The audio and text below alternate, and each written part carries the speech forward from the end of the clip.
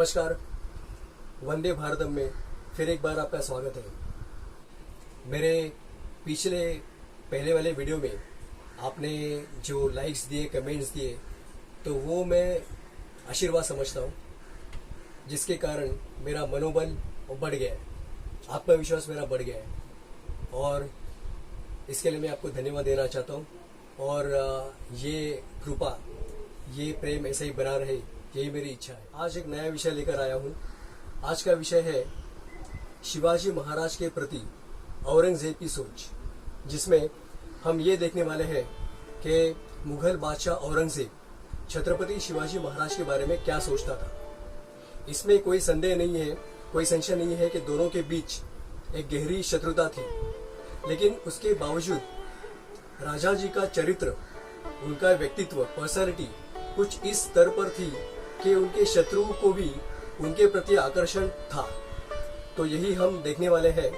आगे जो मैं बोलने वाला हूँ वो एक नाटक का परिच्छेद है, पैराग्राफ है, जो दर्शाता है कि औरंगजेब शिवाजी महाराज के बारे में क्या सोचता है। ठीक है, तो स्थिति कुछ ऐसी है कि आगरा किले का, आगरा दुर्ग का मुगल दरबार भरा हुआ है।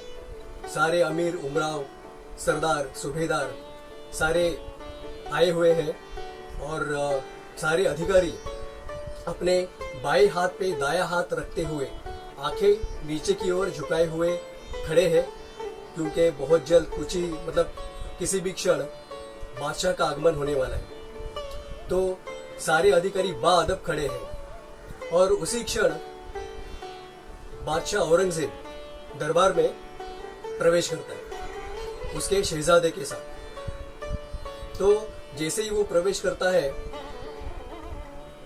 उसकी प्रशंसा में अलकाब दिए जाते हैं। अलकाब मतलब उस राजा की, उस प्रशासक की हुई प्रशंसा, उस प्रशंसा में दिए गए नारे, जिसको बोलते हैं अलकाब।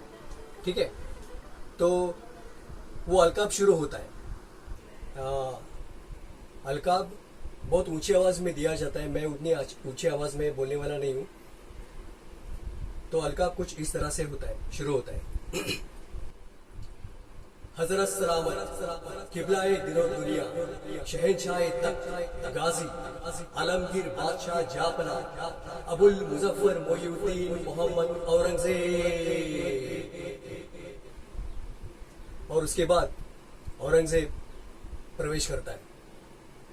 लेकिन ये जो अलकाब हुआ, उससे औरंगजेब कुछ नाराज है। उसकी की गई प्रशंसा से वो सहमत नहीं है और वो अपने बेटे से आगे का संवाद बोलते हैं। तो आगे का पूरा संवाद औरंगजेब का है। औरंगजेब अपने बेटे से बोलता है, ये सब फिजूल है शहजादे, सब फिजूल है। चंगेज और तैमूर के खून ने कभी शिकस्त नहीं देखी, लेकिन आज कंदहार से तंजावर तक सारे हिंदुस्तान को मुगलिया सल्तनत में शामिल करने का ख्वाब देखने वाली मां बदौलत आज ये क्या देख रहे हैं। हमारी आंखों के सामने शिवाजी हमारी सल्तनत की तामीर कर चुका है। हमारी लाखों की फौज के सूबेदारों को शिकस्त देकर खदेड़ दिया है उसने।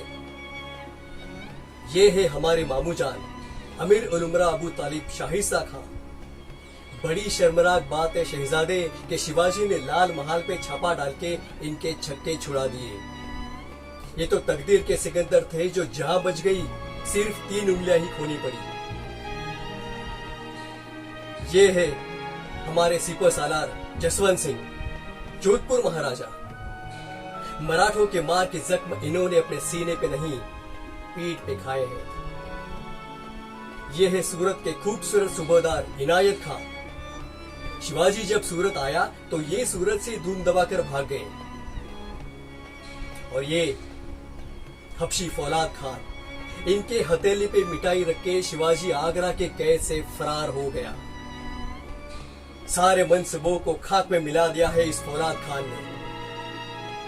ये कारतलब खान, ये रसूल बेग रोजबानी, ये मीर आतिश तरबियत खान, ये खान जहां बहादुर खान कोकलताश, बूंदी नरेश भव सिंह हाड़ा, ये रणमस्त सिंह, ये केसर सिंह, ये सैयद नब्बर खान बारहा, तमाम सारे राजपूत, बुंदेल, तुर्क, ईरानी, अफगानी, उज़्बेकी, हबशी, मुगल फौजमंद सरदार जिन्हें शिवाजी ने शिकस्त दी, सारी इज्जत मिट्टी में मिला दी। क्यों क्यों शिवा को ये फतह हासिल होती है? हमारी तरह गोला बारूद, हाथी, घोड़े, खजाना, तोहफे उसके पास नहीं, फिर भी फतह हासिल होती है उसे। क्यों? इस क्यों का मतलब तुम कभी नहीं समझ पाओगे शहजादे, तुम कभी नहीं समझ पाओगे। औरत, शराब, नाच, गाना, इश्क, मोहब्बत में गिरफ्त तुम जैसे लोग बहादुर शिवा को कभी नहीं समझ पाओगे। इस शिवा ने मजबूत किले बनाए, अपनी फौज और असला बढ़ाया, नए जंग बहरीन की तामीर की है उसने, लेकिन उससे भी कई ज्यादा ना जीते जाने वाले मजबूत जमीर के लोग तैयार किए हैं उसने।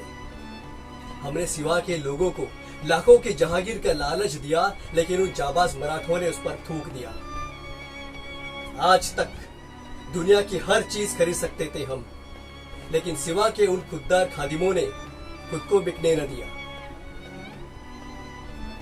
वे थकते नहीं, वे रुकते नहीं, वे झुकते नहीं, और तो और वो बिकते भी नहीं। शिवाजी गाग है, चालाक है, मगरूर है, नामाकूल है, लेकिन उसका चाल चलन दूध की तरह साफ और सूरज की तरह चमकदार है। दुश्मन के भी मजहबी कलाम, औरत और फकीरों की इज्जत करता है वो। इसीलिए उसकी इज्जत और शोहरत बुलंद मीनार की तरह सर उठाए आसमां को छू रही है। इसमें कोई शक नहीं शहजादे कि हम खुश नसीब बड़े कि हमें दुश्मन भी मिला तो शिवा जैसा। तो ये था वो परिच्छेद जो हमें बताता है कि औरंगजेब शिवाजी महाराज के बारे में क्या सोचता था।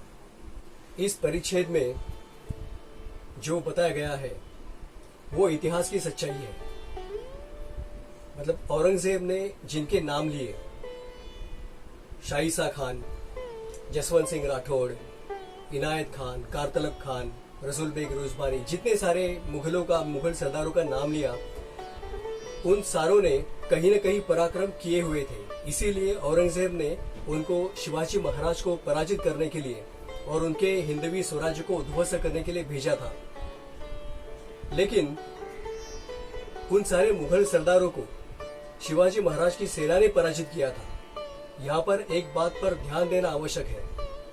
जैसे औरंगजेब बोलता है कि हमारी तरह गोला बारूद, हाथी, घोड़े, खजाना, तोहफे उसके पास नहीं है, जो जिसका अर्थ ये है कि शिवाजी महाराज ने जब हिंदवी स्वराज्य की स्थापना की, उस समय उनके पास सारे संसाधन उपलब्ध नहीं थे। जो धन चाहिए, जितनी सेना चाहिए, उतनी सेना उपलब्ध नहीं थी, बहुत कम थी। लेकिन उसके साथ जो था उपलब्ध, उसके साथ राजा जी ने शुरुआत की और उसी के साथ राजा जी ने पराक्रम कर दिखाए। तो इस तरह हमें देखने मिलता है कि राजा जी के सेनापतियों ने मुगल सरदारों को पराजित किया था और राजा जी ने खुद ने औरंगजेब को मूर्ख बनाया था। जब औरंगजेब बादशाह नहीं था, जब वो दक्कन का सूबेदार था, उस समय भी शिवाजी महाराज ने उसे मूर्ख बनाया था। जब राजा जी आगरा गए थे उसे मिलने के लिए और औरंगजेब ने उन्हें पकड़ा था, उस समय वहां से उसके चंगुल से भागकर आने के बाद भी शिवाजी महाराज ने उसको मूर्ख बनाया था। और उसके बाद भी कईयों बार राजा जी ने उसे मूर्ख बनाया था। लेकिन इन सारे घटनाओं के पश्चात भी औरंगजेब ने शिवाजी महाराज की प्रशंसा की। क्यों? इतिहास की इस घटना से हमें क्या सीखना है? हमें यही सीखना है कि हमारा चरित्र कैसा होना चाहिए, हमारा व्यक्तित्व, हमारी पर्सनैलिटी कैसे होनी चाहिए। राजा जी का चरित्र कुछ इस स्तर पर था कि इस गहरी शत्रुता के बाद भी औरंगजेब उनकी तारीफ कर रहे हैं, उनकी प्रशंसा कर रहे हैं। तो यही हमें सीखना है। हमारा चरित्र कुछ इस स्तर पर होना चाहिए कि हमारे सगे संबंधी हमारे साथ होंगे ही, लेकिन हमारे पीठ पीछे हमारा शत्रु भी हमारी प्रशंसा करे, उतना हमारा चरित्र आदर्शवत होना चाहिए। यही हमें इस घटना से सीखना है। और दूसरी बात, औरंगजेब से क्या सीखना है? तो हमारी शत्रुता हमारे शत्रु के साथ कितनी गहरी क्यों ना हो, लेकिन उस शत्रु की भी प्रशंसा करे, उतनी मन की उदारता हमें होनी चाहिए। तो ये सीख हमें सीखने मिलती है इस इतिहास की घटना से। इसीलिए इतिहास पढ़ना है। और हमारे युवाओं को, खास और छात्रों को, युवा जो किसी समुदाय का नेतृत्व कर रहे हैं और छात्र जो पाठशाला में विद्यार्थी परिषद स्टूडेंट काउंसिल में है, तो उनके लिए ये बहुत बड़ी सीख है कि आपका व्यक्तित्व कैसे होना चाहिए। अगर आपका व्यक्तित्व आदर्शवत है, प्रभावशाली है, तो सामने वाला व्यक्ति आपकी सुनेगा भी और आपकी मानेगा भी। तो इसीलिए हमें इतिहास की इन घटनाओं से सीखते रहना चाहिए। आज के इस विषय से हमें ये बहुत बड़ी सीख मिलती है चरित्र के बारे में। तो इसी के साथ इस विषय को मैं यहाँ पे रुकाता हूँ। मिलेंगे आगे वाले वीडियो में। तब तक के लिए जय भारत।